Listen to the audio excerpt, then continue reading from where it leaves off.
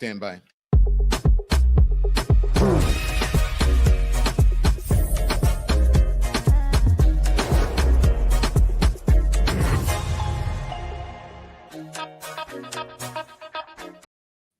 Hello, everybody. So welcome to Lemon Live at 5.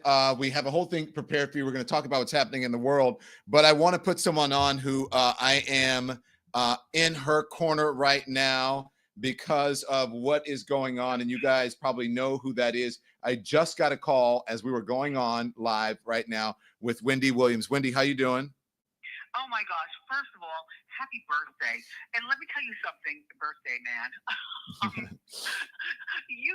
You just told me to get on with you on TV, on whatever this is. Yeah. But you just told me a minute before I was supposed to be on. I know. You called right before, and I said, well, hang on, Wendy, we're going to go on live. Wendy, let me just tell. I had no idea. Like, you could have told me this last night, so when I wake up, I am ready. Like, wow. Wendy. Do you remember calling me on Sunday and we got disconnected because the doorman and the food delivery guy disconnected us, and I tried to get you back? I'm sorry. Well, no. But then again, you remember, I have a landline phone, so I can call you, but you can't call me. Because my guardian person has my phone. You know what I'm saying? Yeah. So, Wendy. My real phone. Let me tell you this. I heard that you passed this cognitive test with flying colors. Yes, at the hospital here in New York. Yes. Listen, I passed with flying colors. So what does that mean? Does that mean actually that I am not incapacitated? Well, yes, it does. Yeah. Well, you sound good. I mean, I think most people will agree that you don't sound incapacitated. Now, let me tell you how. You know what? Go on. Excuse me. I talk to people about this. Not only that, but it just happened, yesterday that I passed with flying colors. However, my friend Gina knows I'm not incapacitated. My family knows I'm not incapacitated. You know what I'm saying?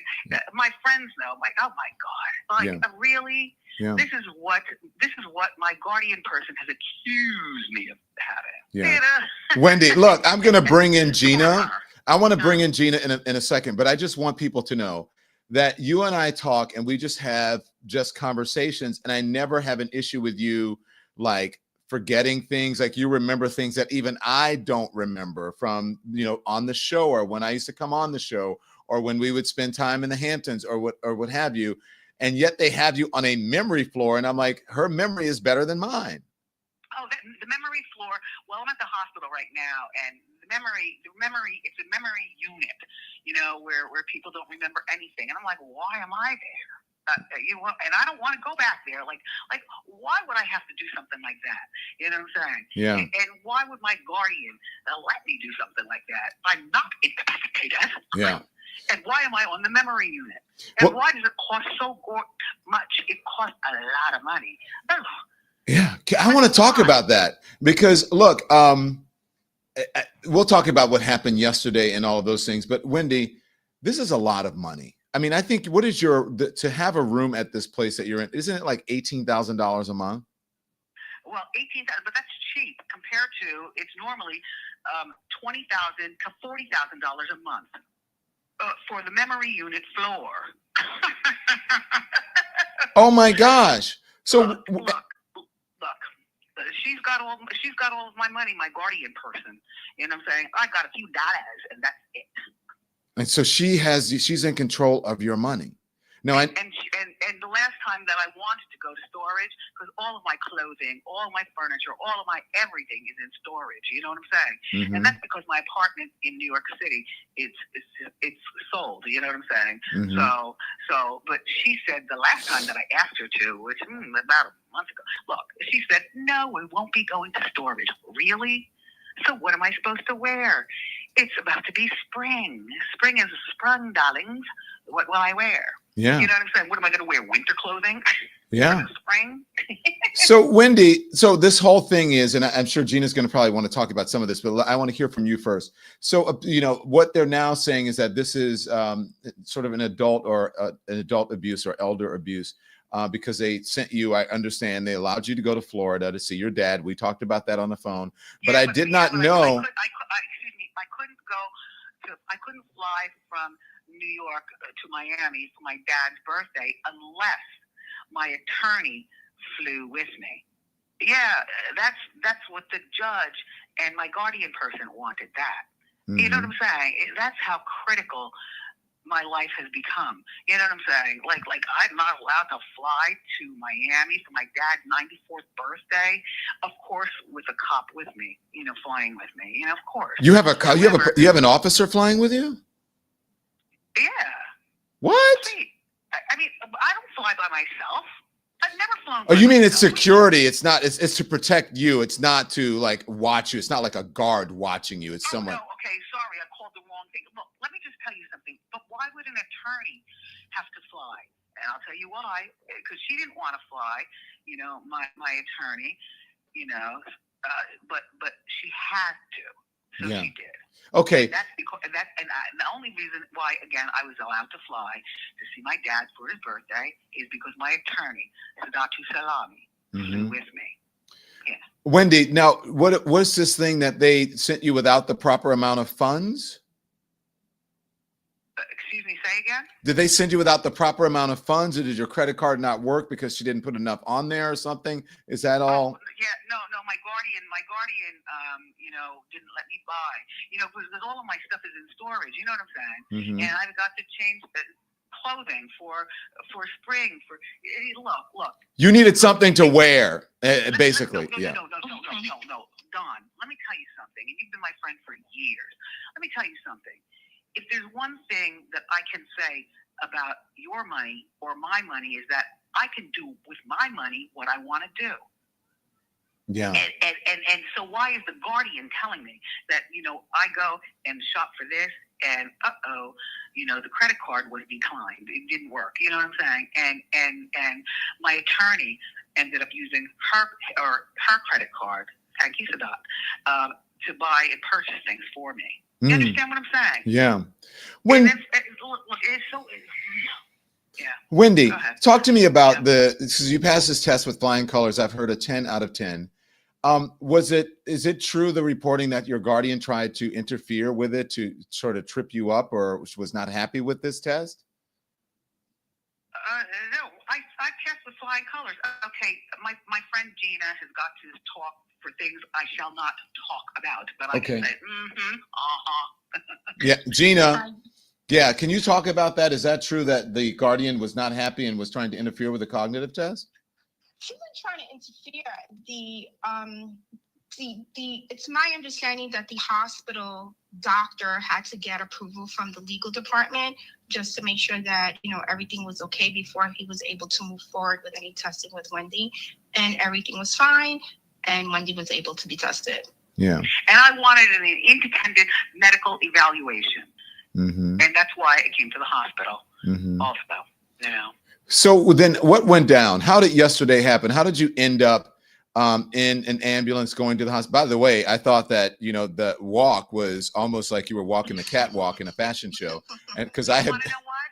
Yeah. Look, because with my feet, lymphedema, my feet, right? Okay. So they told me, I have my scooter, my little scooter that you guys seen me. Anyway. So I told the police officers, I said, listen, walk with me, you know what I'm saying, and then just and where are we going and so on and so forth. Just walk with me because of my feet. Look up lymphedema. I've had mine for years. Anyway, so yeah, and next thing you know, there's paparazzi, and I was like, oh, should I pose like I like to? No, I can't. I just have to quickly get into the car to go to the hospital because of my feet, and also just because I love to pose, but it wasn't the time to. No. Listen.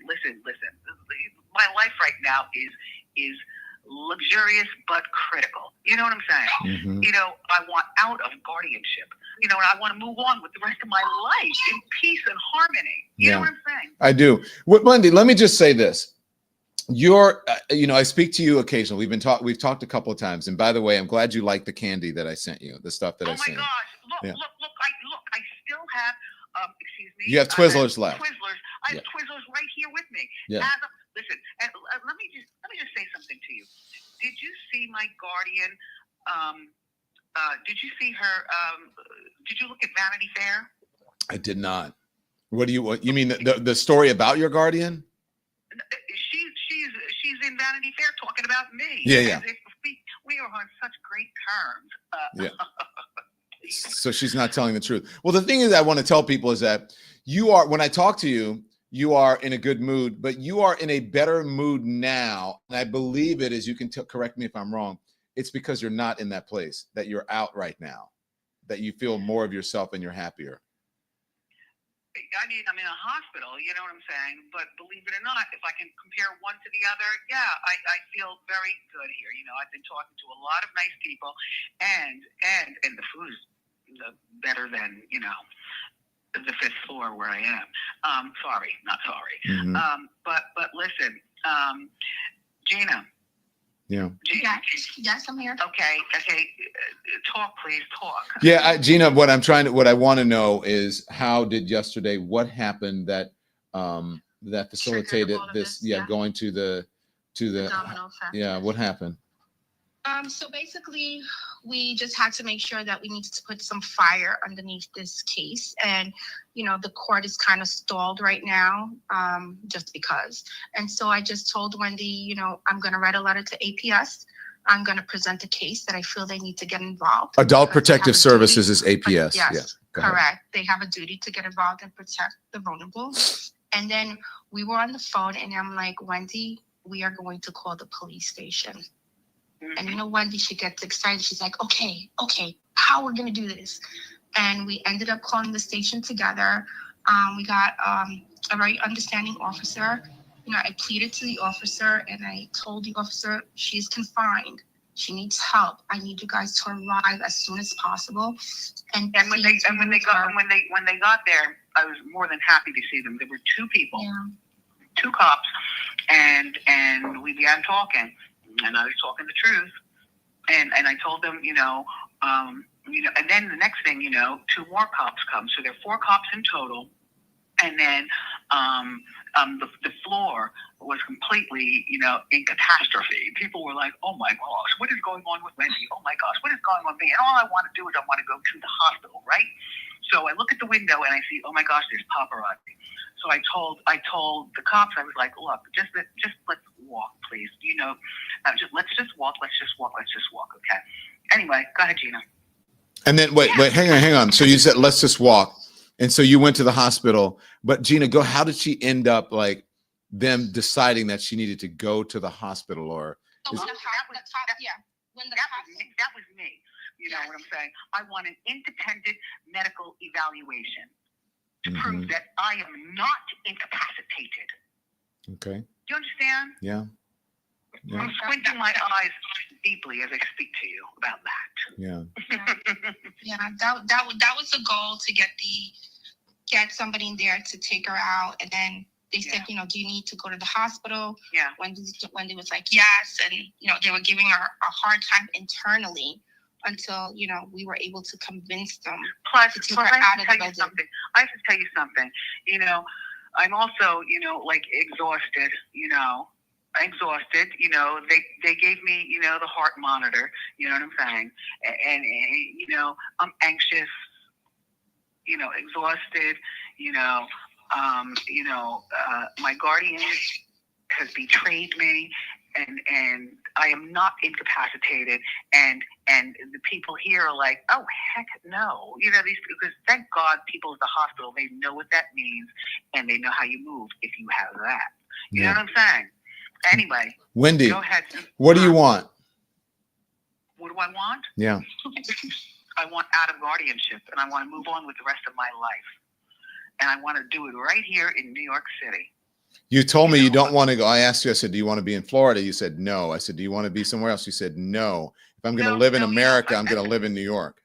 No, you know what? At one point, it was that I wanted to finish working and then live in Miami. But, you know, first of all, I love the fact that, yes, I'm going back to work.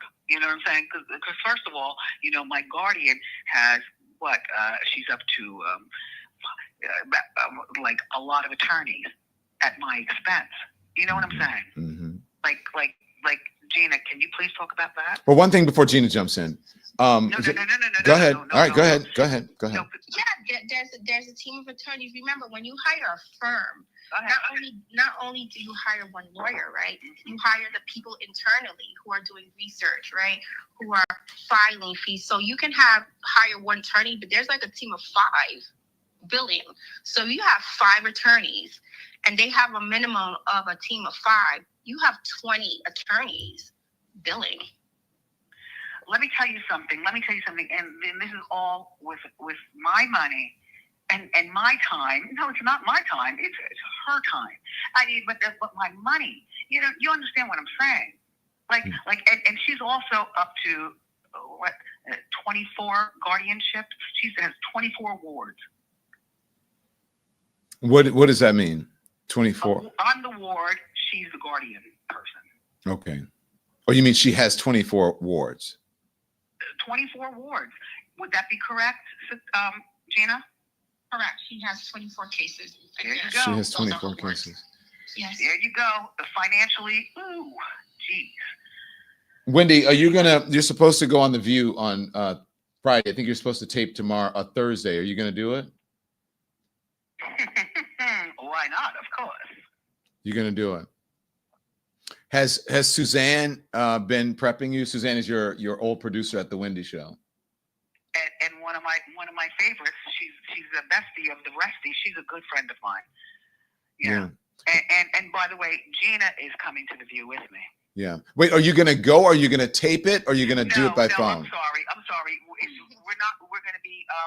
We're going to be talking The View. I can't go on The View because my guardian won't permit me from going on and talking to.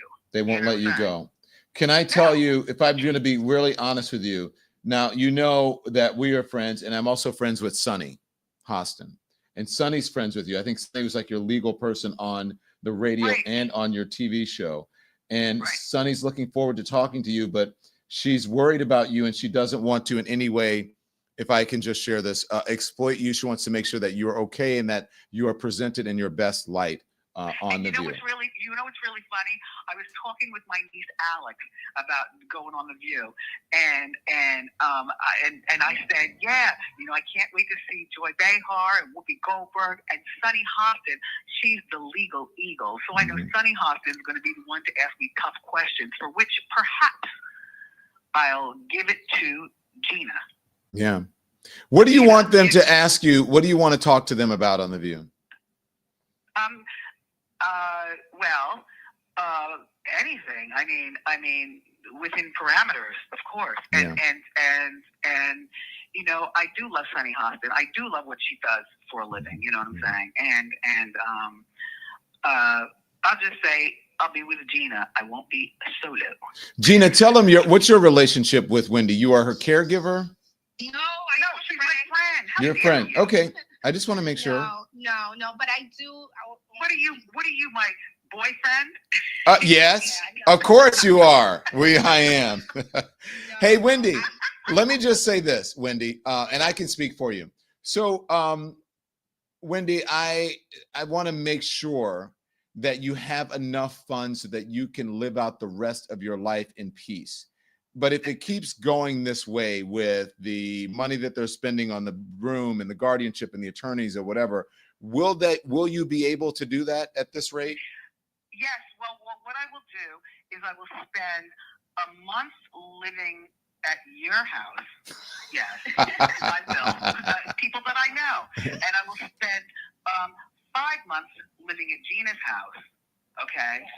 And I will spend a week living at Joy Behar, or perhaps longer. and please, come on. Yeah, I just wonder though. Look, I know that you said when we've spoken before. I'll just be honest. Look, I'm just going to say you have enough money to live, but at this pace, if she keeps spending your money, and Gina, you can weigh in. Then that's a concern. Okay. Well, let me tell you something. I will be going back to work. Let's please stop talking about that part. Okay. I know that my guardian is tripped off of my money. You know what I'm saying? But Gina, please, let's change subject. Yeah. Okay. Yeah, And by the way,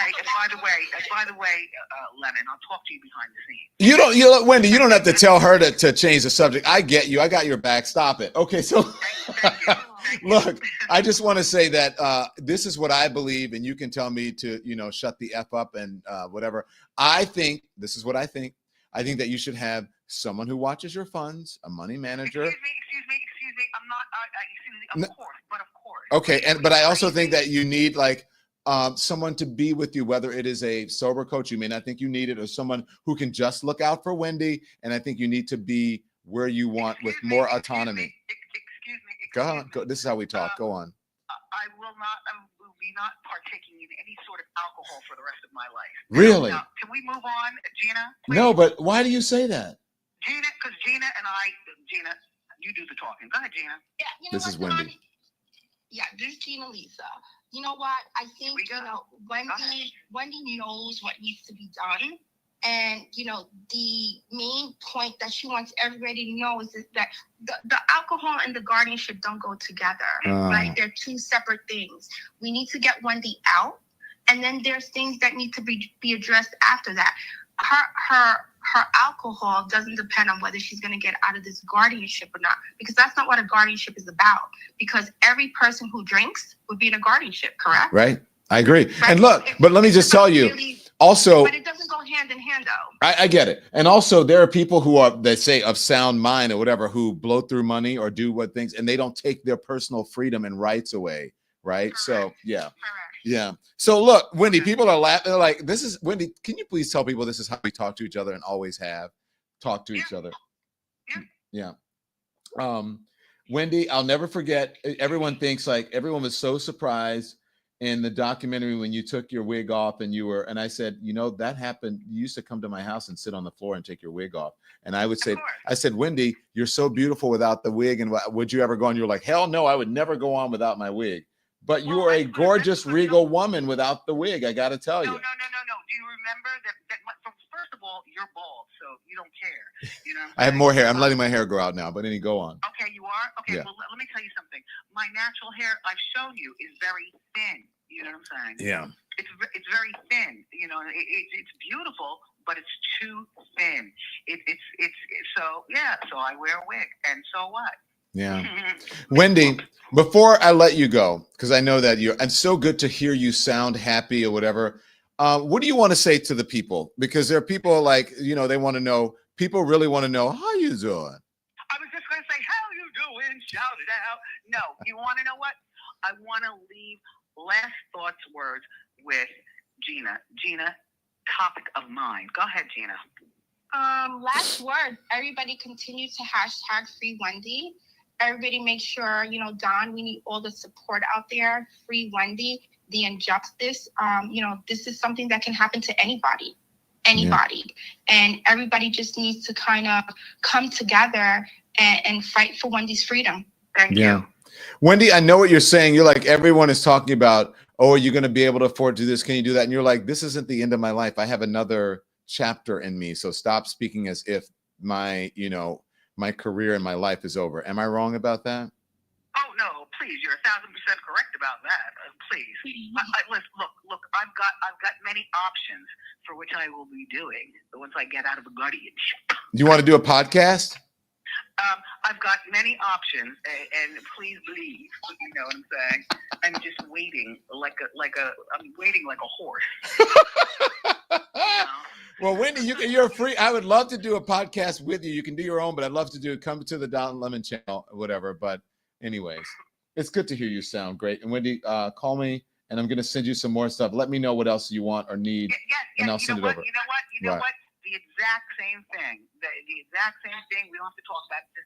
The exact same thing. And wait, I will call you before that happens. You know what I'm saying? Yeah. Let me know where to send it. Hopefully, honestly. Thank you. Hopefully, I'm not sending it to that old place. That I'm sending it to somewhere new and more fabulous. Thank you. Yeah. Thank Okay. you. Gina, thank you. Wendy. I'll pass on. Wendy. Thank you, Don Lemon. And I love you, everybody. Bye. Bye, Bye. Wendy Williams. Bye. Thank you. Bye, Gina. Thank you. Wendy, be well, okay? Of course. Bye-bye. Okay. Bye-bye. So there you go. That was unexpected. I spoke to her friend. Some people are calling her a caregiver earlier.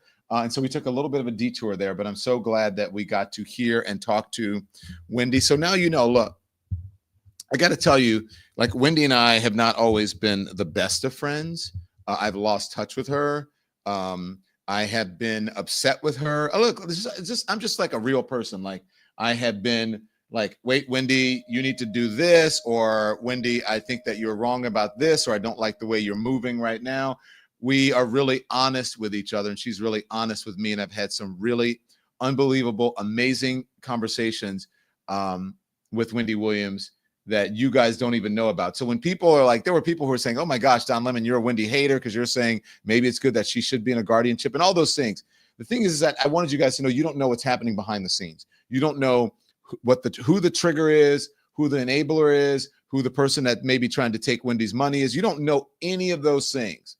You don't know what is going on with her. But I know, look, I'm not her best friend. I'm not there with her a lot, but I have spent time with her. So I do know that there were issues, right? And so I just want to make sure that what's best for Wendy is what happens. So if it means free Wendy, then fine. If it means that she needs to be in a conservatorship, but not so strict, or so, a guardianship that is not so strict that she can, have a life, then fine. Whatever that means, I want what is best for Wendy. Because look, I'm not saying this is happening, but people are like, she needs to be with her family. She needs to be with this. You don't know who is doing what, who's trying to take what, who is enabling what. You don't know. You guys remember, I'm just saying, after Wendy passed, her brother on TV crying, saying, I'm the one who introduced her to this, that, and the other, and I regret doing it. I'm just saying, family's not always the best option. I do believe that her sister is a very good option. Wanda, I think her niece is very good, and I think there are good family members, but I'm just saying one doesn't know unless one is in that situation. Am I wrong? Okay, that's all I'm saying. So that is Wendy, and we're going to move on and talk about what is happening in the world. So, Andy, if you will, we're going to restart the show, run the open again, and let's talk about the other things in the world. Here we go.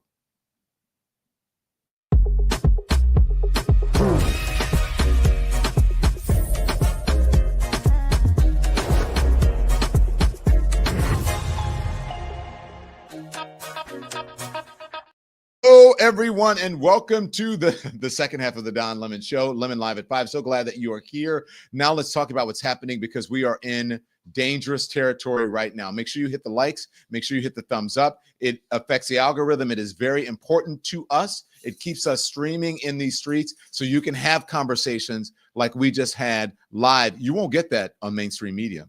You won't get that anywhere else. Not that kind of conversation, not the honesty that you had there. So make sure you hit the like button, the thumbs up. Make sure you subscribe. It is free. The subscription button, the subscribe button is at the bottom of your screen, right just near or below the Don Lemon Show logo. And also become a member. That keeps us viable and going.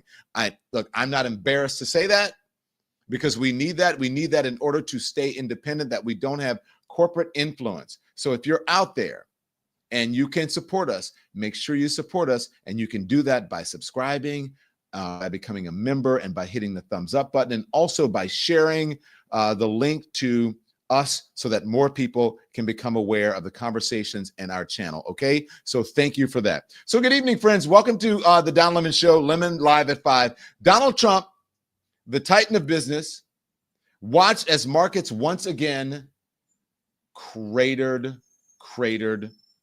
Today, as we continued to not temper but escalate, or as he continued, I should say, to not temper but escalate his tariffs war with Canada, formerly one of our closest allies. There's a question about that I want you to watch that happened in the briefing room today, so stand by for that. Guys, we say the Dow Jones, that means you. That means your money. That means the money that you have put in. The Dow Jones tanked yet again today, hemorrhaging nearly 500 points.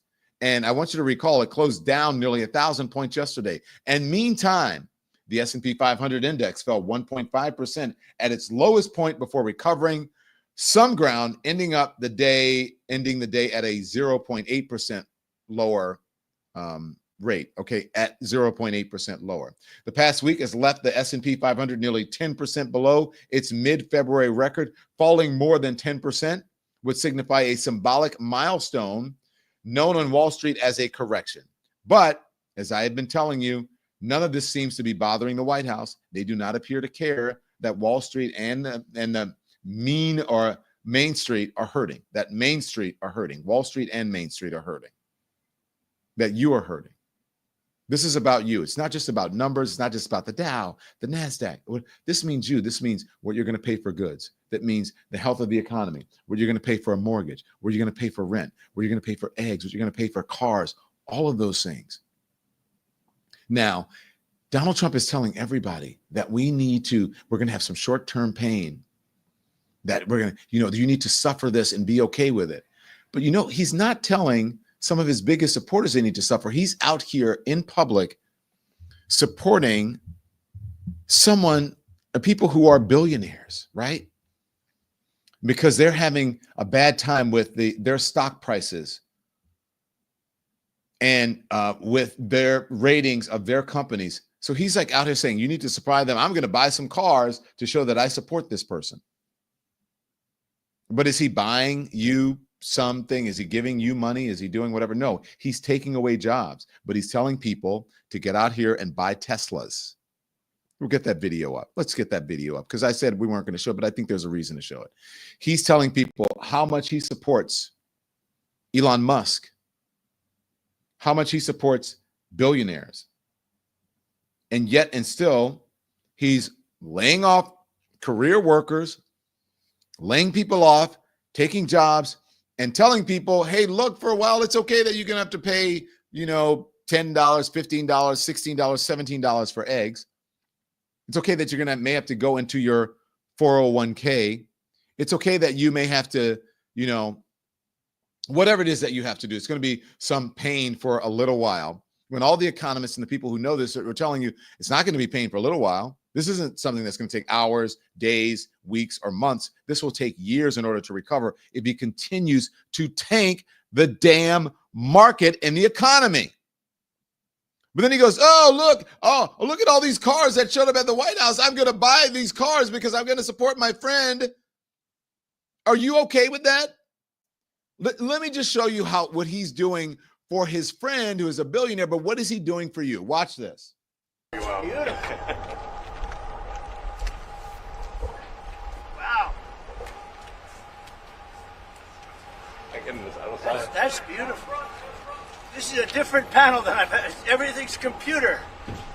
That's beautiful. Wow. Okay, look, pause it for a second.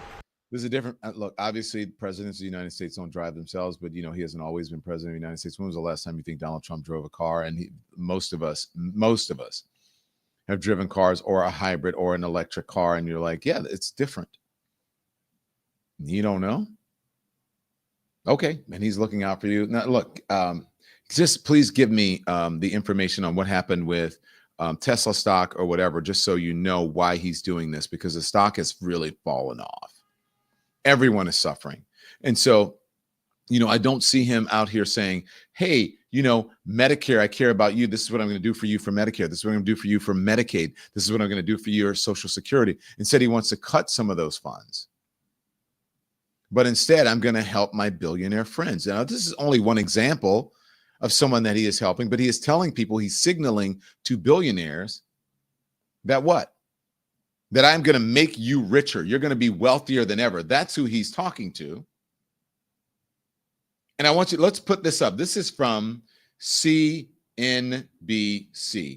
Tesla shares plunge 15%, suffering steepest drop in 5 years. And because this is happening, he wants to make a show of it because he has the bully pulpit and he's doing it at the White House in the driveway right there. But is he doing that for you? I'm trying to get you to understand, not that I'm hating on anybody. I'm not hating on Elon Musk. I'm not hating on anyone, but I'm trying to show you the concessions and the support that he's making for certain people that he may not be making for you. Now, if he was there on the front lawn or the lawn of the White House and he was, saying, hey, I just bought a hotel, or I'm supporting this, I just bought a bunch of Target things from Target, then I would be pointing that out. But this is what he's doing at the White House today because people aren't feeling what is happening with Doge. And that's what happens when you get involved in government. You polarize people. And they say, hey, I don't want to buy that product. But Tesla shares plunged 15%, suffering its steepest drop in 5 years. And that is what he's doing. You know what else plunged today? The stock market. The stock market plunged today, closing, well, it was at what, 900%, 900 down at one point. I'm getting information from the producers. Should we run that right now? Do we have that?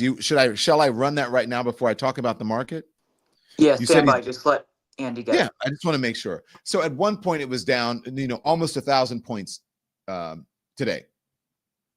It did come back, but it wasn't a complete recovery. And as I said in the beginning of the show, or the second part of the show, is that, remember, we were down yesterday. We were down the day before and down then. 6 months at least of gains in the stock market gone.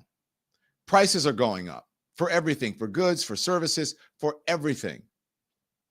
For cars, prices are going up. And yet and still he is doubling down on tariffs to Canada, Mexico, and China. And Canada is showing the world how one should react with a bully. Now, speaking of what happened at the White House today with Tesla and Elon Musk, this is Jessica Tarlov. Make sure we started from the beginning over on the Fox News discussing a similar thing. Watch this. So if Trump was thinking about the future, the beautiful future of the country, then he would be looking at that spending bill that Mike Johnson put forward, which is going to add, what, $7 trillion to the deficit. And he'd be saying, well, maybe we shouldn't do that. Maybe my friends don't need a tax cut. Maybe this should be more evenly distributed. Maybe we should help out the little guy and give them a tax cut instead of the people who paid to get me in there. And you say, he's doing Elon Musk a solid. Elon Musk spent $290 million to get him elected. He owes Elon Musk that car commercial, which maybe it's an ethics violation. Jessica Tarlov. Now, let me tell you this. Sorry, I think this is too bright. Let me put this down. Let me just tell you this. That's how I want to just tell the media, like Jessica Tarlov, and I think this is also a compliment for Fox News. That's how you do it. If you're going to have someone on that is giving the opposition or the other side on a network that is considered conservative or what have you, then Jessica Tarlov is the way that you do it because she's smart. She knows her shit. She's always comes prepared. I think she's the most brilliant, the smartest that's on the panel. So if you're going to do that, let's just say if you're on a more liberal sort of leaning network and you're going to bring a conservative on, at least have someone who's smart. At least have someone who's not insulting the intelligence of the viewers and the people who are on with them. At least have someone who is smart and compassionate and who can, right? Do you guys understand what I'm saying? Is not insulting the viewer and their intelligence. She's absolutely right. And again, the only reason that we're using Elon as an example, Elon Musk as an example, is because this is what's happening. This is what we have to report. If it was somebody else, Lutnick, I don't know, does Lutnick have a hotel? Something I remember that perhaps. But anyway, if he was supporting like a friend who owns hotels or whatever, then we would be talking about that person and why he's supporting that person. Now, remember, the stock market is down, down, down, down. Okay? Yet and still, as the stock market is down, Karoline Leavitt is on television touting, or in the briefing room, touting the fantastic Donald Trump economy. Now, I want you to pay attention to the corner of the screen as she is talking about how great things are from the I Am the Chosen One, where she's doing this. Just take a look at the bottom of the screen and what is happening with the stock market. Roll it. White House just tell and assure Americans today that there's not going to be a recession? Well, there's a lot to unpack there. So let me start by saying that, first of all, when it comes to the stock market, the numbers that we see today, the numbers we saw yesterday, the numbers we'll see tomorrow are a snapshot of a moment in time. And as President Trump has said, and I'm here to echo the remarks of this president of this White House, we are in a period of economic transition. We are in a period of transition from the mess that was created under Joe Biden in the previous administration. Joe Biden left this country in an economic disaster. Facts do matter. That is a perfect picture of her freeze. Andy, I got to give you your flowers on this freeze frame. That's amazing. Somebody take a snapshot of that. Here's the thing. Facts do matter. And that is just a flat out lie. As Wendy Stafford says, lies. Lies, lies, lies, says petty for your thoughts. That is a lie. Is anyone in that briefing room going to say to her, Ms. Leavitt, I'm sorry, that is not true. Joe Biden did not leave you with a terrible economy. As a matter of fact, if you look at all the indicators, it is much better than what is happening now. It appears that what the president is doing with tariffs and these unstable threats and whatever levers, whatever he's doing to the economy, it is causing the economy to tank. This has nothing, lies and more lies, Frank Pritchard says. Did no one in that briefing room have the cojones to say, Ms. Leavitt, sorry, but that's not true. Like, what is going on? And if all you have to do is, someone could have said, as you are saying that, Ms. Leavitt, the Dow is down by this amount. And I'm sure it is running on a network somewhere with you speaking and what the Dow is doing right now. It is down some, 700, or it has been down from 900 to whatever today, and yet and still you're touting how good this economy is. What on earth does that have to do with Joe Biden? Is that a talking point, or is that the truth because the facts don't bear it out? Keep going. Several statistics to point out. The delinquency rate on credit card loans increased 63% under Joe Biden, hitting a near 12-year high. Under Joe Biden, all net job growth. Excuse me, Ms. Leavitt, the delinquency rate on credit cards has nothing to do with the stock market, but and perhaps that has to do with maybe what happened with COVID and because of the supply chain issues and all of those things, which Joe Biden has said, look, I've tried to recover from what happened with Donald Trump. We are in a period of recovery, as he said. You're saying that you're in a period of recovery, but just remember, Ms. Leavitt, that when Donald Trump came into office the first time, Barack Obama handed him a stellar economy, more than 100 months or so of growth. And then he tanked the economy before COVID. And so then now Joe Biden also handed him growth. There were issues, and now he is tanking the economy again. Is this history repeating itself? Keep going. Foreign-born Americans. Real wages declined by 1.5% under Joe Biden. And as we all know, and this administration continues to combat, prices soared more than 20% under Joe Biden because of his reckless spending and economic policies. So we are in a period of transition from that economic nightmare under a president who had no idea what he was doing, never held a private sector job in his life, into a golden age of American manufacturing under a businessman and a deal maker in chief in President Donald J. Trump, who is implementing the formula that we know works. Ms. Leavitt, I need a follow-up, please. Okay, number one, Donald Trump has gone bankrupt how many times? And you're saying that he is a businessman. So why would we believe that he would understand how to fix an economy when he could not even fix businesses of his own that is much smaller than the economy of the United States of America? And Ms. Leavitt, one more. What do wages that Republicans in the House and the Senate don't want to raise, what does that have to do with a tanking stock market today? Because even if you said those things were happening under Joe Biden, the stock market wasn't tanking. So I'm sorry, I know that sounds good, maybe as a talking point, but what does that have to do with the stock market today, Ms. Leavitt? Please, can you please answer that?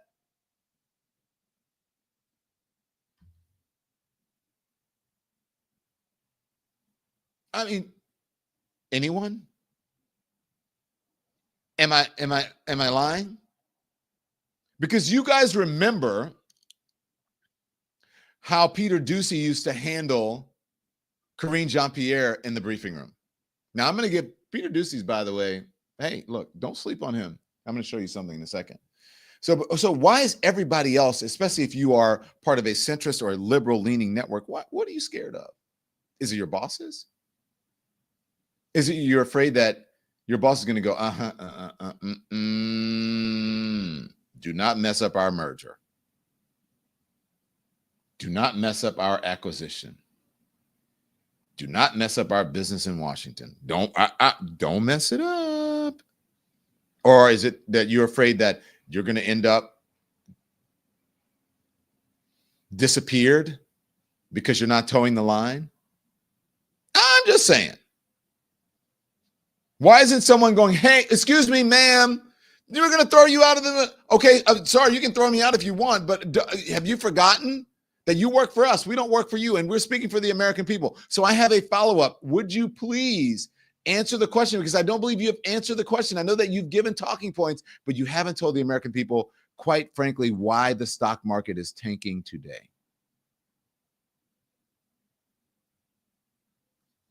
I'm just saying. Here's Karoline Leavitt talking about a recession, whether there's going to be one. Watch.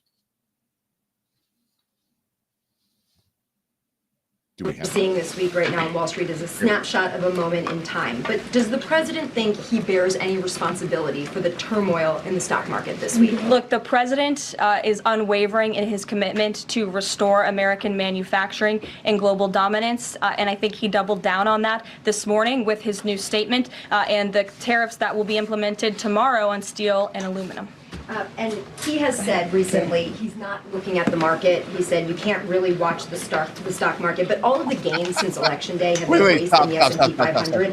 At what? Stop. Now I want you guys to listen, okay? Please listen. I'm on a tear today.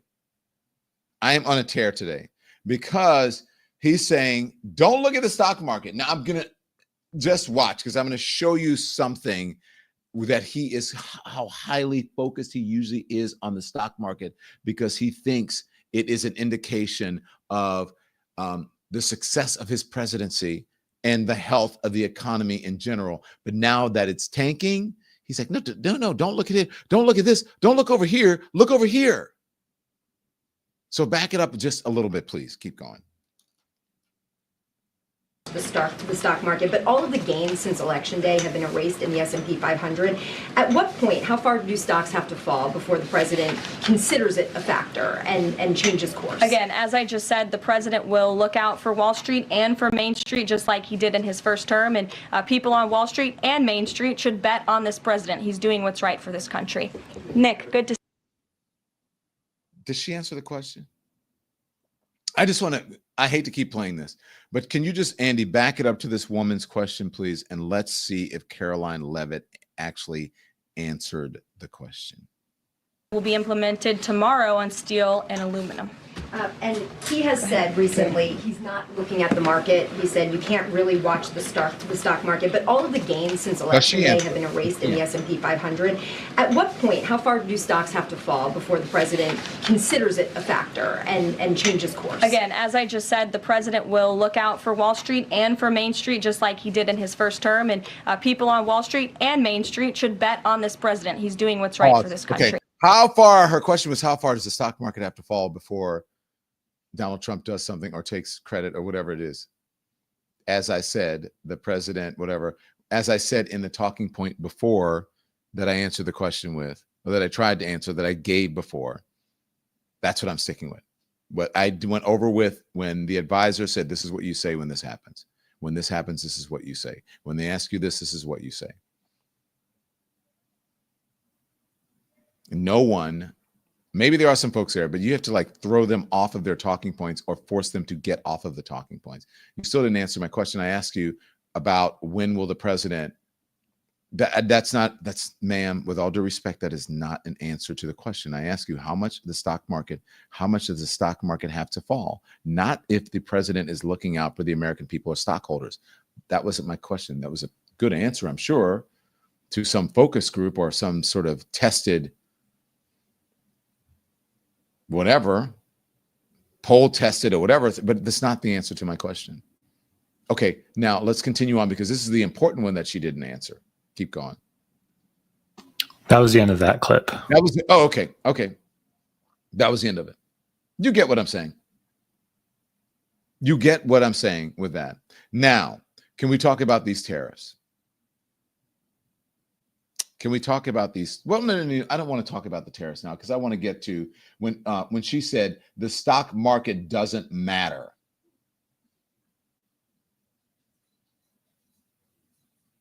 The stock market doesn't matter.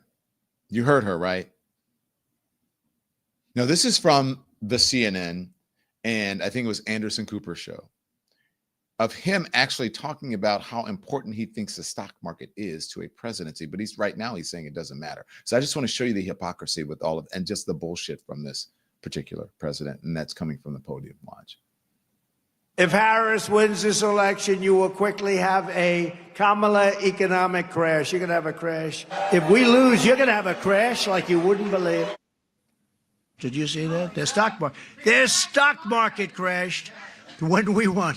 Many people say that the only reason the stock market is up is because people think I am going to win. And we are a nation whose stock market's continued success is totally contingent on MAGA winning the next election. We are a nation whose stock market's continued success is contingent on MAGA winning the next election. If we don't win the next election, the stock market will crash, just like it did in 1929. Oh my fucking goodness. Are you... I cannot, if anyone comes on television or anywhere today to defend this,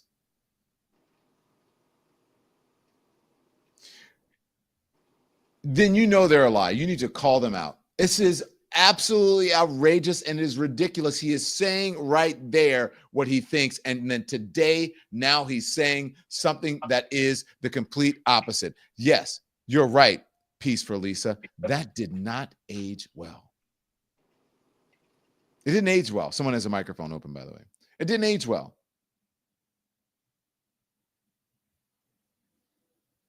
How can you, even if you are the biggest MAGA brain supporter that has cognitive dissonance, that likes the hypocrisy, that is a conspiracy theorist, you cannot argue against that.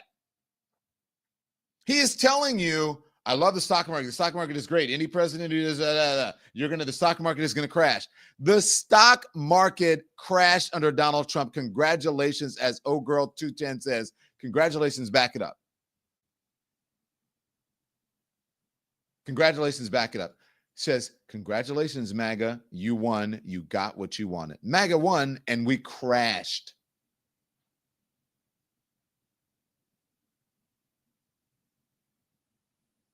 Congratulations, MAGA. You won and we crashed. How do you feel about that?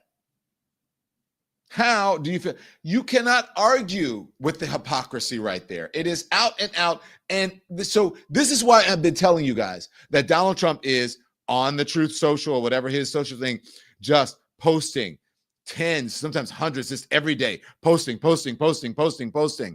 During these impromptu interviews, trying to change the narrative. It's because he is scared, he is afraid, and he knows that he doesn't know what he's doing, and he's effing up right now.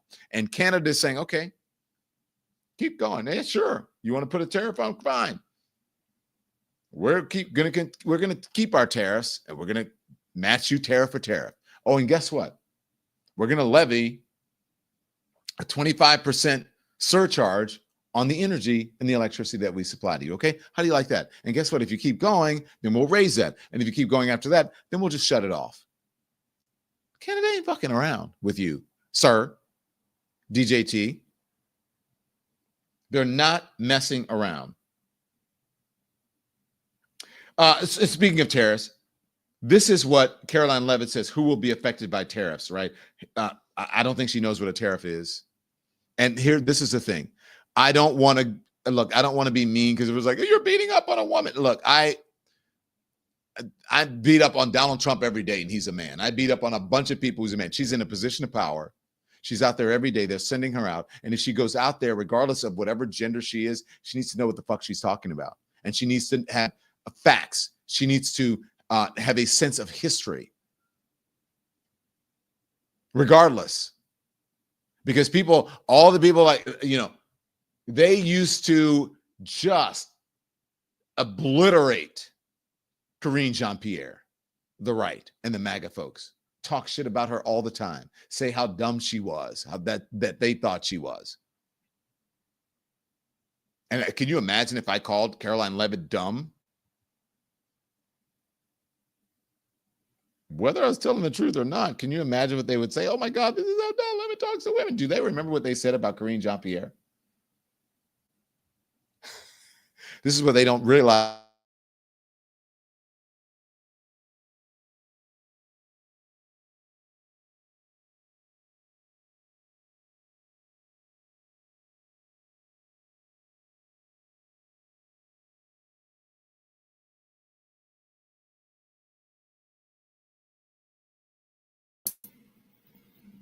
Hey, Lemon Nation. We're going to get Don back in just a second.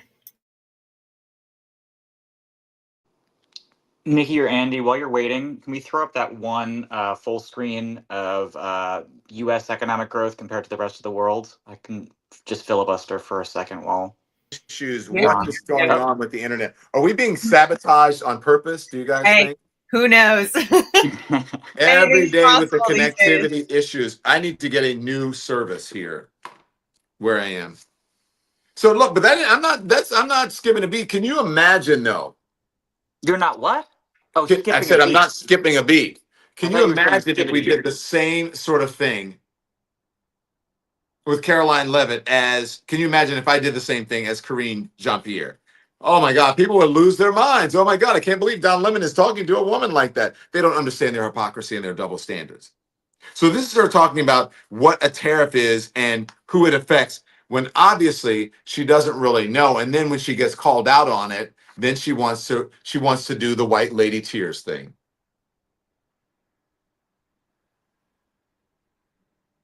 I'm sorry. Hi. I can't believe you're questioning my intelligence. Y'all know. You know the white lady tears thing. Shit, don't. Then she does that because what? That's what they always do. Oh my God, I can't believe, oh, you're badgering me. Oh my God, oh God. You shouldn't challenge me because I'm a white lady. See, they're sexist. In the meantime, you challenge everybody else. You talk shit about everybody else. You call Karine Jean-Pierre the worst things out of her name, but somehow that wasn't sexist or racist. That was just you calling out someone you thought was a DEI hire. Well, Karoline Leavitt doesn't know shit. She don't know shit. She doesn't know the facts, and you don't have the nerve to say it because you're concerned, and she might go, oh my God, I can't believe it. Here she is talking about what she believes a tariff is. She don't know. If we could just step back for a second. When President Trump last addressed the BRT when he was on the campaign trail, his big push was on tax cuts. He's going there today as he's proposing tax hikes in the form of tariffs. And I'm curious for why he's prioritizing that over the tax cuts. He's actually not implementing tax hikes. Tariffs are a tax hike on foreign countries that, again, have been ripping us off. Tariffs are a tax cut for the American people. And the president is a staunch advocate of tax cuts. As you know, he campaigned on no taxes on tips, no taxes on overtime, no taxes on Social Security benefits. He is committed to all three of those things, and he expects Congress to pass them later this year. I'm sorry, have you ever paid a tariff? Because I have. They don't get charged on foreign companies, they get charged on the importers. And ultimately, when we have fair and balanced trade, which the American people have not seen in decades, as I said at the beginning, revenues will stay here, wages will go up, and our country will be made wealthy again. And I think it's insulting that you're trying to test my knowledge of economics and the decisions that this president has made. I'm now regret giving a question to the Associated Press. Mary. So there you go. Again, she's insulted. I told you that is a total white lady tears thing because America. I'm just saying, where's the lie? Where am I lying? I'm just telling you the truth. They don't like it when you question the white ladies. They don't like it when you give them smoke and you just say, look, I don't think that you are qualified to be here. This is exhausting. You're right, Joan Morgan. I'm tired of holding back and not like, oh my God, can you just the last part, Andy? Please, just the last part. And they say that liberals or black people or minorities are snowflakes, and they're always looking to race bait, and they always think they're being discriminated against on race. This is what white ladies do all the time. Just give me the part in the back end where she talks about, I can't believe you're questioning my intelligence. What is she saying there? Get the fuck out of here. Play it, please. And he expects Congress to pass them later this year. I'm sorry, have you ever paid a tariff? Because I have. That's They don't get charged on foreign companies. They get charged on the importers. And ultimately, when we have fair and balanced trade, which the American people have not seen in decades, as I said at the beginning, revenues will stay here, wages will go up, and our country will be made wealthy again. And I think it's insulting that you're trying to test my knowledge of economics and the decisions that this president has made. I'm now regret giving a question to the Associated Press. Mary. Yeah, and with an insult. Well, why would she regret that? Because she's at the podium. She should know what she's talking about. She should know about economics. As I say, get the fuck out of here with that. If you're going to stand there and you're going to play with the big boys and girls, and you need to play with the big boys and girls, and don't be saying, oh my God, you're questioning. And what do you do? That is a total white lady tears thing. She is playing a victim there. And guess what? They get away with it all the time because people get their backs all up like, oh my God, how dare you? You're sexist. You're questioning a white lady. This is white lady fragility right here.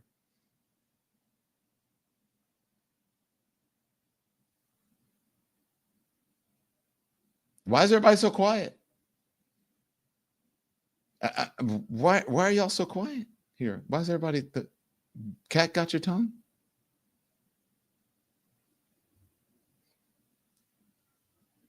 How dare you question my intelligence? And that's why I didn't ask the AP a question. Thank you, AP.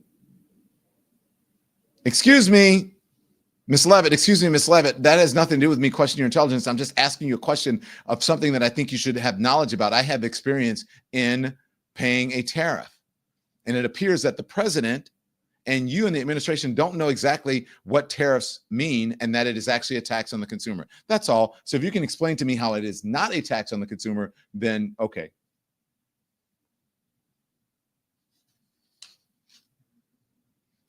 Raven, thank you. They're literally doing their job. I applied for the briefing room, but they, I did not hear back from them.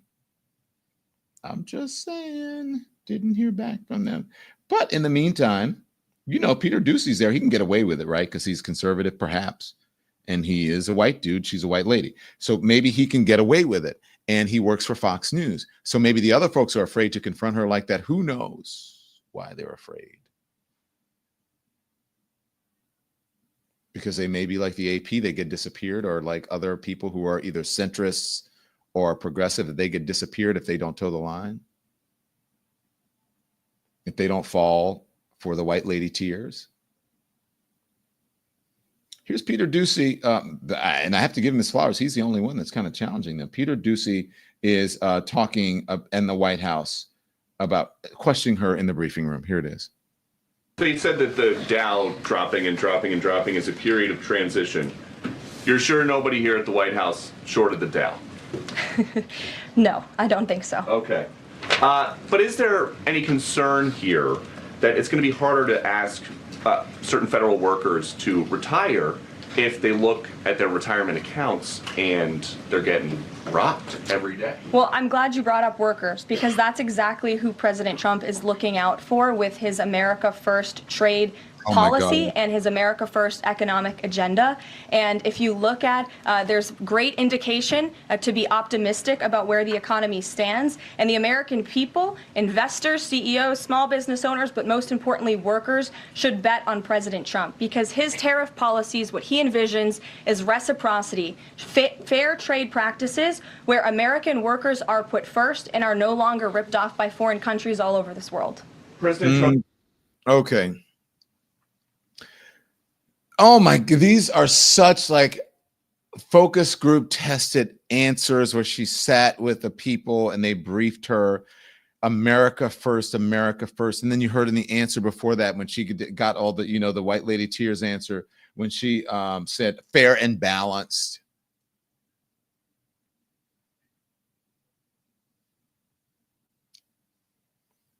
And he's looking at her like she's crazy. I do have to say, at least Peter Doocy is asking her, hey, look, how are you telling people you need to resign, or we need to do a buyout, or we need to do all of these, we need you to retire when you... And here's the thing, there's someone that's a troll in the thing is saying racist Don Lemon. They don't like it when you tell the truth. So whoever's in the trolls, I'm so glad that you're here, that you don't like it when I tell the truth. So I'm telling the truth, you're calling me a racist. No, I'm not a racist. I'm just telling you the truth. I know from experience. And I live in America. You want to talk about racism? Let's talk about the whole reason that there is a White House is because black people built it, and Karoline Leavitt should have a sense of history and should be grateful enough that she's even able to stand there because black people built the fucking room that she is standing in for free, and that she works for the American people. Now she has no idea, and the people in that White House don't even have the respect and the knowledge to understand that. That is what you call racism, not knowing. Now, teach that in your school and your American history book. Every day she should come out there and say, I am so grateful to be here. I am so grateful to black people, not only for what they've done for other people of color, but for what they have done for women with the civil rights movement and diversity, equity, and inclusion, that I, as a white woman, is the biggest recipient of diversity, equity, and inclusion. That's what the fuck she should be thinking. But yet you don't know that because you are a dumbass racist. And you are a MAGA brain fool, and she doesn't know it because she has no sense of history. She does not know the facts. She doesn't know what she's doing. She's giving talking points, and people are not challenging her to the extent that she should be challenged because she doesn't understand that she works for the American people and they don't work for her. Donald Trump and his administration don't understand that they work for the American people. They are public servants, and the American people don't work for them. So get the fuck out of here with that Don Lemon is a racist. I just happen to understand the world and the country that I live in. I actually went to school, and I didn't fall off the turnip truck yesterday. Anything else? Anybody? Anyone? Anybody else have any questions in the class?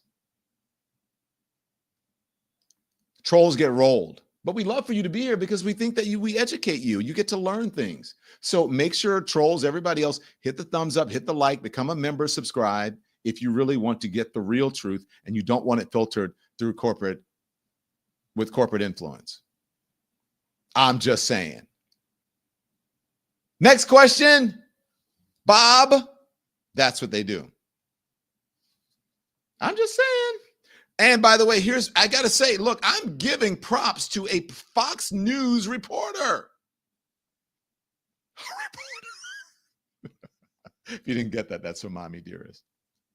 You deliberately embarrassed me in front of a reporter. That's from Mommy Dearest. Anyway, I digress. I'm giving Peter Doocy, a Fox News reporter, some props because he's actually holding her accountable. Here he is. This is after the exchange that he had with her, talking about the market, etc. Here it is. This is a White House that came in trying to get federal workers to retire by the hundreds of thousands. But it's tough to make the argument that you should retire if your retirement accounts are getting throttled, which is what is happening right now. Yeah, that's the truth. I'm not saying that, oh my God, this is the best pushback in the world. I'm just saying that at least someone is pushing back. At least someone is not afraid to confront her. At least someone is not afraid of their bosses. At least someone is not afraid of white lady tears.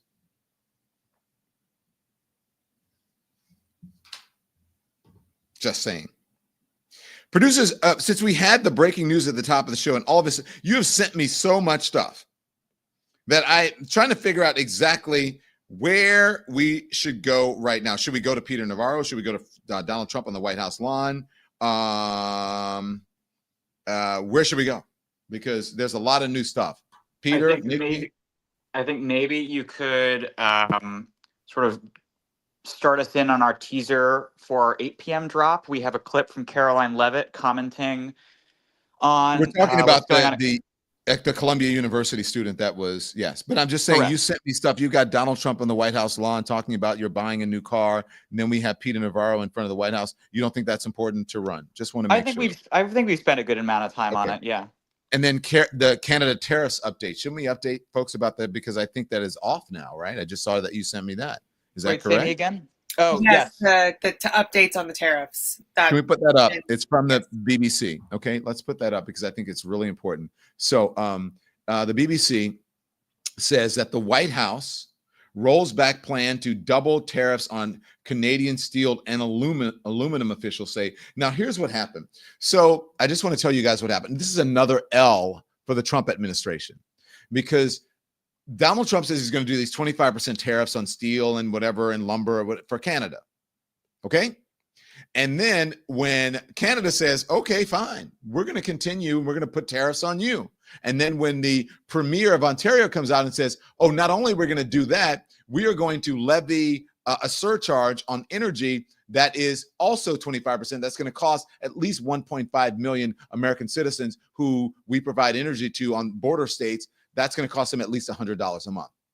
Then Donald Trump comes out and says, we're going to make the tariffs 50% more, and we want to make Canada the 51st state, and it would be so great if they were a 51st state. It would be really great for them. Another L, because these people stood up to Donald Trump. So now the White House is rolling back its plan to double tariffs on Canada steel and aluminum, officials say. Why? Because the people probably in the housing markets, the people who are building and construction are like, what are you doing? You're supposed to be making us rich. Instead, you're screwing us. And the farmers are saying, we voted for you. And now you're screwing us. And so he's like, oh, shit, what am I going to do? What am I going to do? So here is the summary, okay?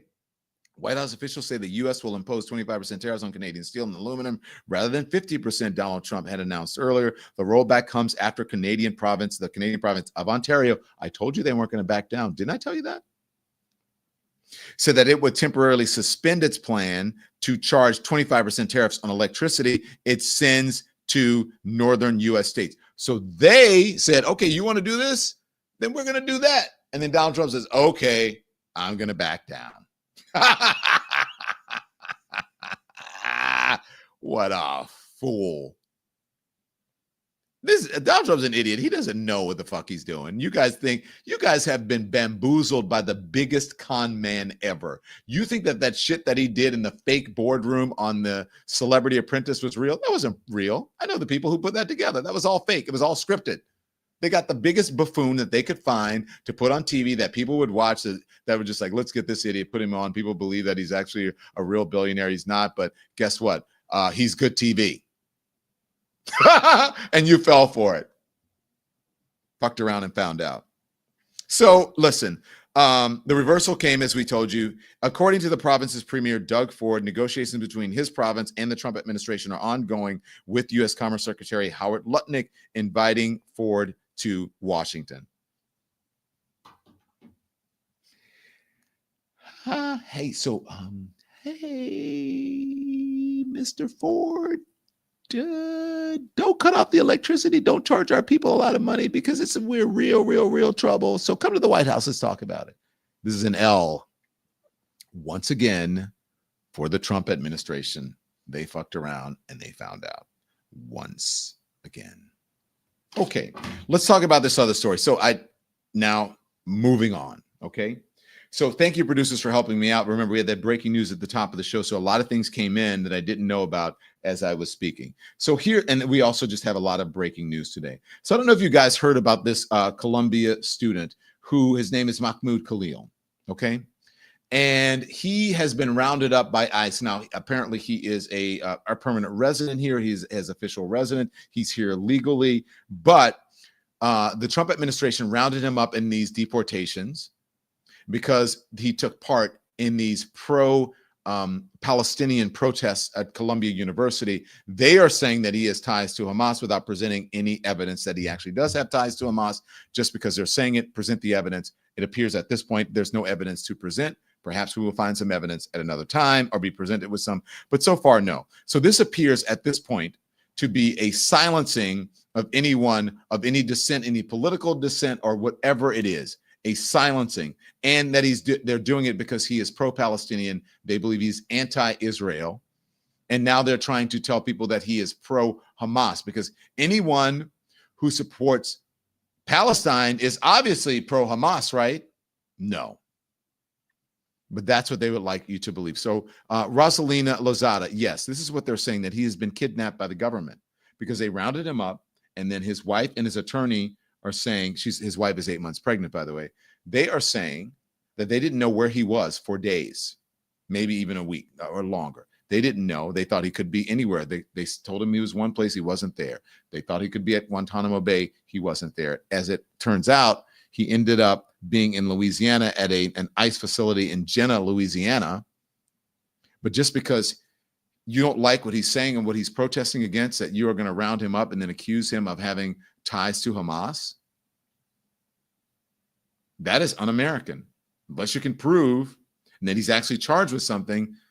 So what if he was anti-Palestinian? He was protesting on the side for Israel. Should he be rounded up?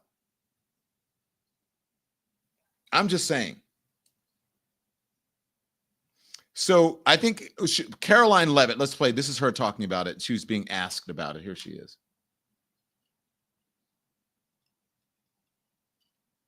So I don't have a readout on how many arrests will come, but I do know that DHS is actively working on it. And I also know that Columbia University has been given the names of other individuals who have engaged in pro-Hamas activity, and they are refusing to help DHS identify those individuals on campus. And as the president said very strongly in his statement yesterday, he is not going to tolerate that. And we expect all America's colleges and universities to comply with this administration's policy. Jasmine. Okay, so that's just a policy. They didn't say anything about the First Amendment, did they? Thank you. Tell the people with Sonny what happened to freedom of speech. Whether you agree with someone or not, or him, I'm not saying I condone anything that he did. I'm just saying, what about freedom of speech, America? Hit the thumbs up, hit the like, make sure you like and subscribe, and also become a member. And welcome to all the new members. I'm going to call you guys out later.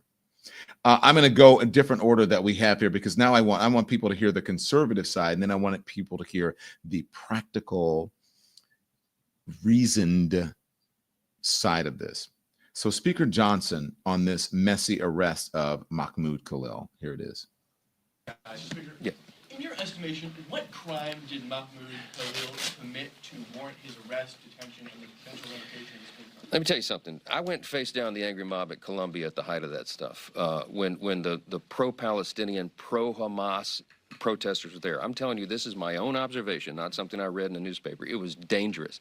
I met with Jewish students before we went to campus who were hauled away off campus because they were instructed by the administration not to come to class, which they paid for fear of their physical safety. The administrators there refused to take control of that campus. They refused to allow the PD to come, the police department to come in and take control, and it turned into a chaos. The president has since been removed, and now they got the same problem again. Columbia and other universities, they have to keep control of campus. The first responsibility of an administration is ensuring the safety of the students who are paying tuition to be there, for crying out loud.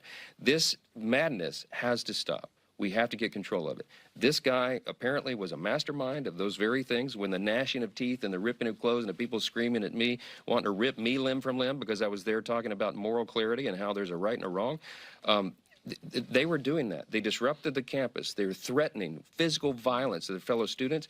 If you're on a student visa, I'm going to say this clearly. If you are on a student visa and you're in America and you're an aspiring young terrorist who wants to prey upon your Jewish classmates, you're going home.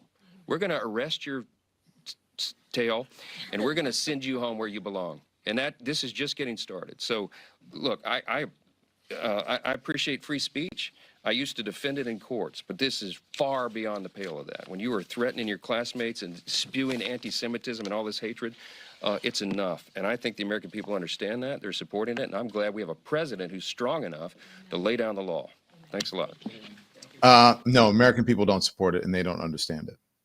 That's a lie. Now, let me just say this. So if he is a terrorist, then show the evidence.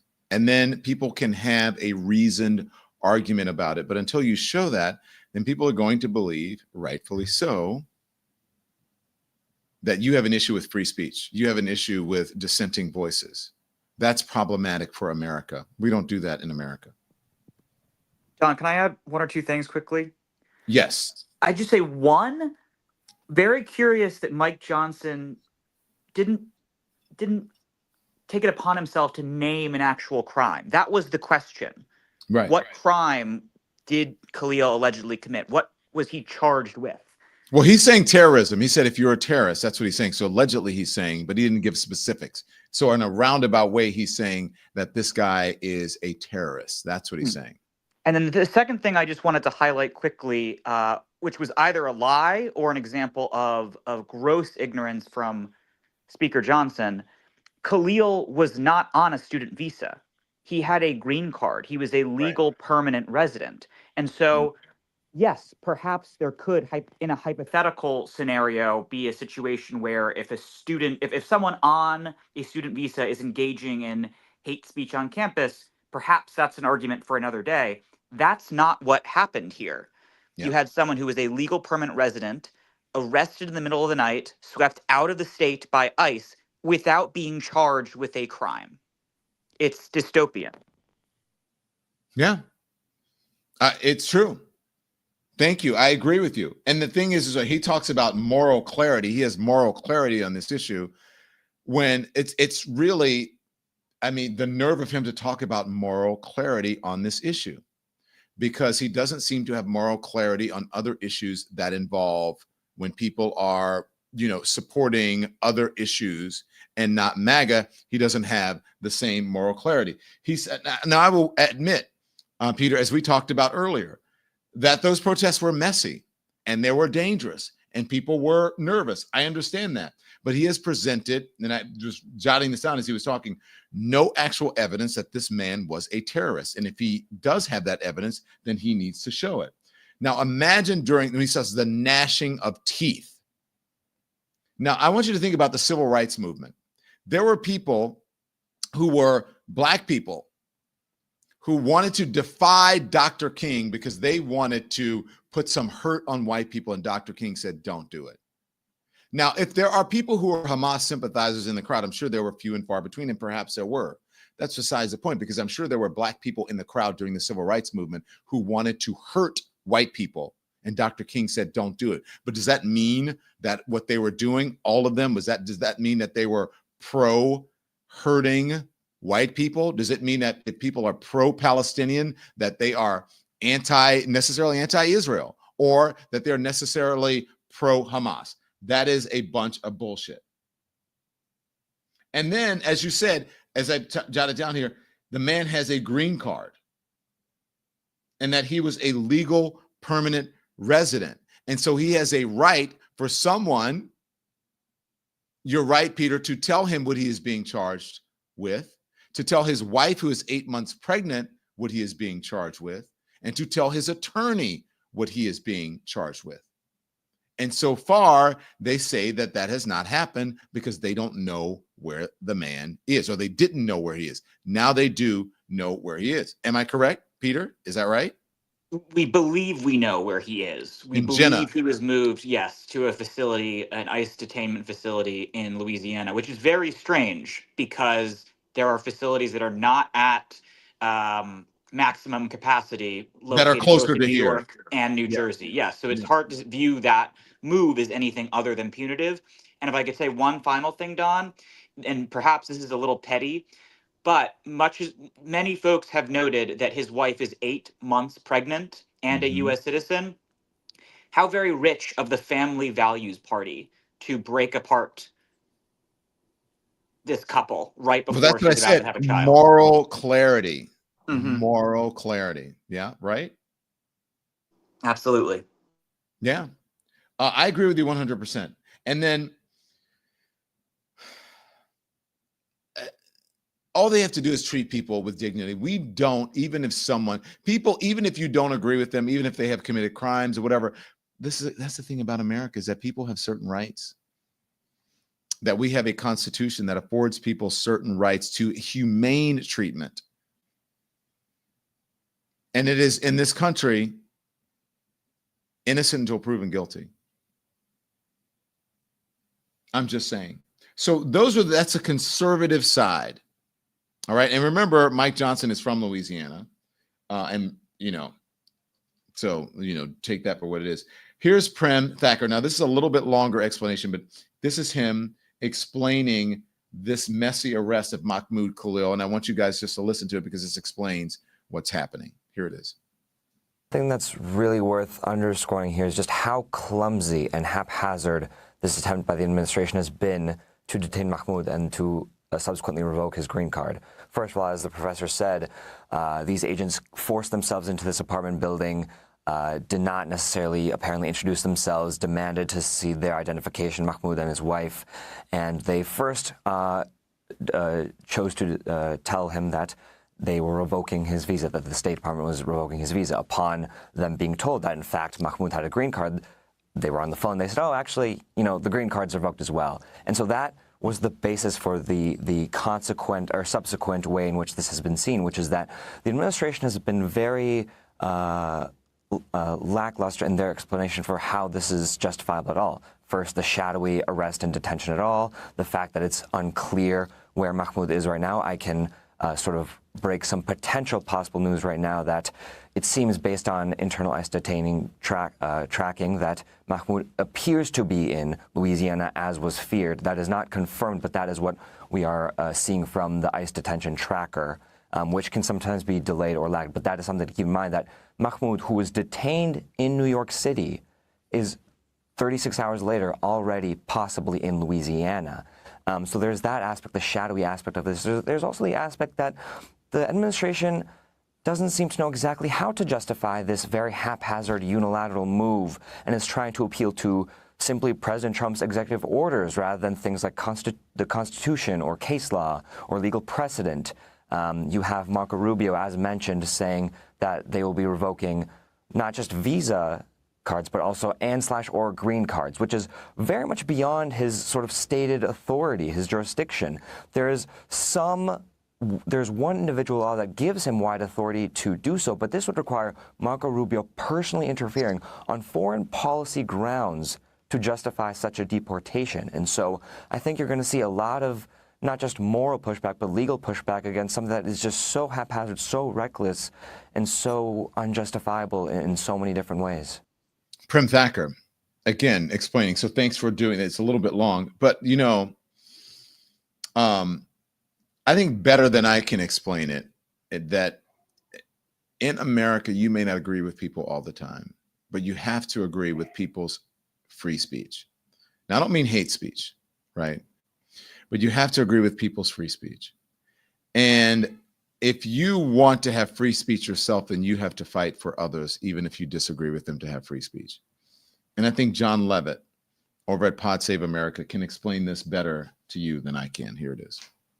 Allow me to put on my Jew hat for a moment. This is an accident. I'm actually wearing a deli hat, so it is. I'm actually literally wearing a Jew hat today. Let's say that this person had a bunch of anti-Semitic comments. Protected. Anti-Semitism is protected speech. I don't like it.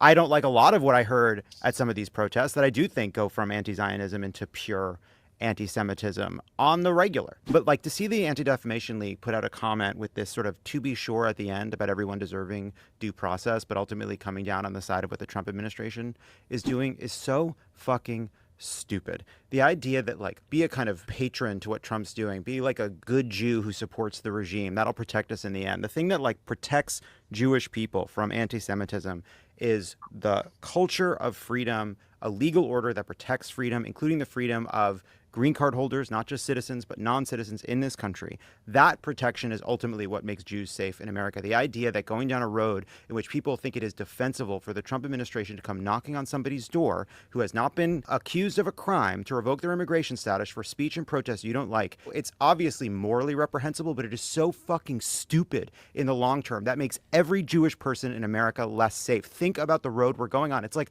there are posters in the schools. They say, first they came for the socialists. Yep. What do they think comes after that?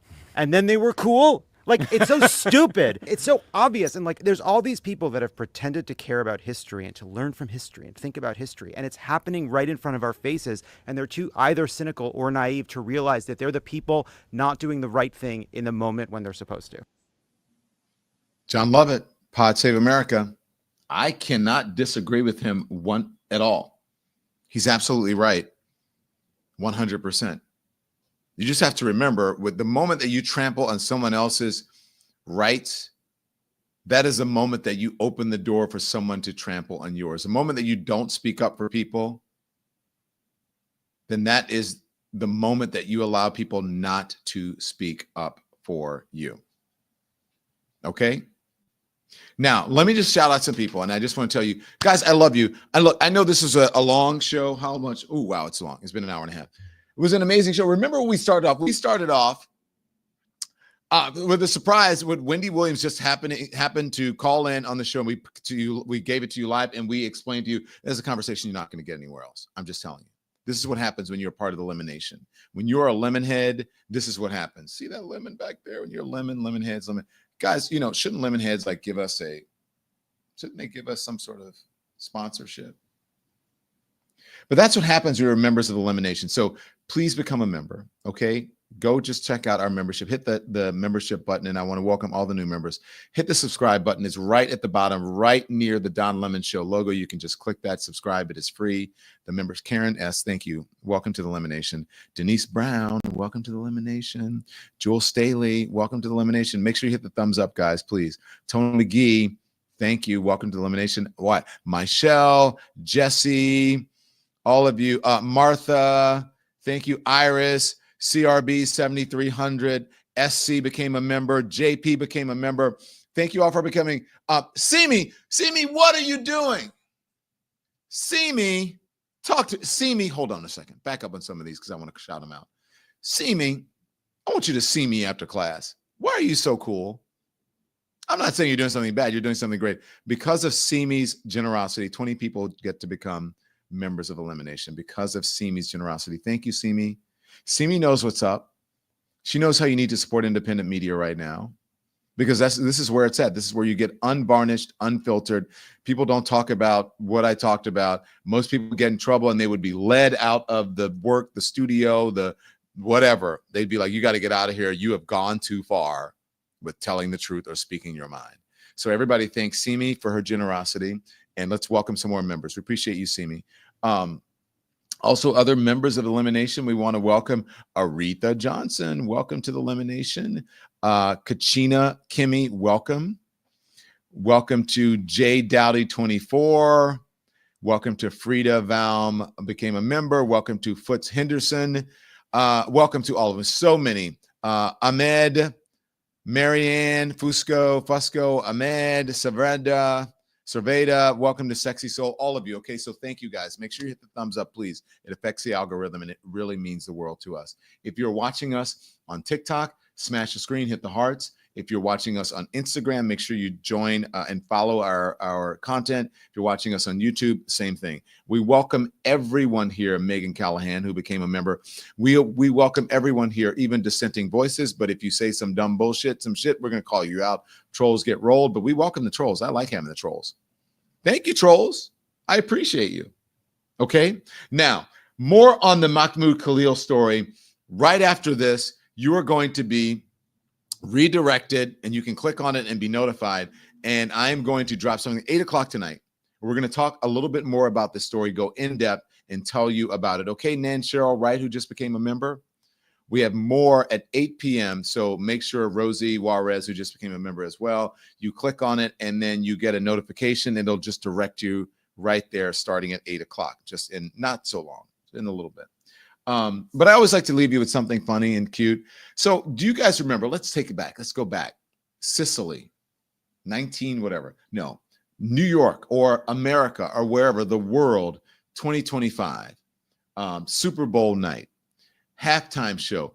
People are like, I don't understand what he's saying. Why didn't he have someone who's more diverse? Why didn't we have something that's more relatable? American people don't know.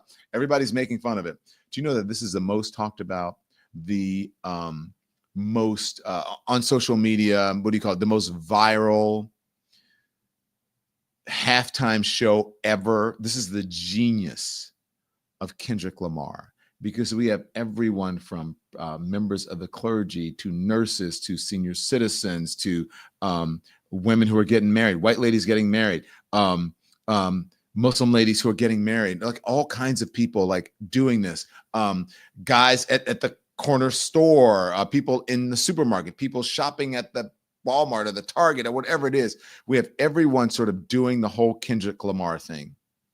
Okay, before I leave you, even babies. This is how you know something is genius and that Kendrick Lamar is onto something, that he educated you and you didn't even realize that you were being educated. Here it is. Hey, I'm tripping, I'm slapping, I'm riding through the deck like must have wanna beat up, beat up,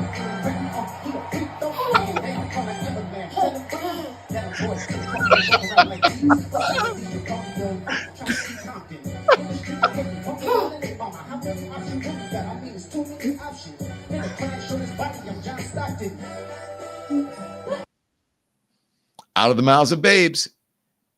I'm just telling you, they are the purest, and they will tell you what's going on. That baby got it.